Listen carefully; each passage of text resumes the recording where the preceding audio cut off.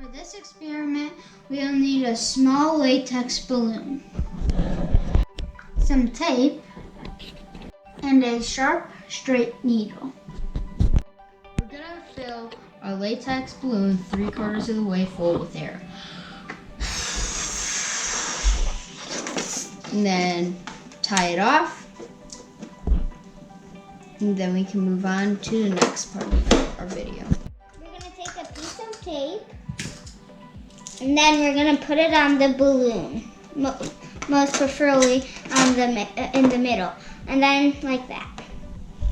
And then you're going to take your needle and your balloon and you're just going to stick the needle right in the balloon. And as you can see, the needle is sticking through the balloon. And then you can even take more tape. So we're going to take some more and we're going to put it on this side right here. Now as you can see, this is still in right there. And then we're going to put in this one right here. And there are 2 of them in here.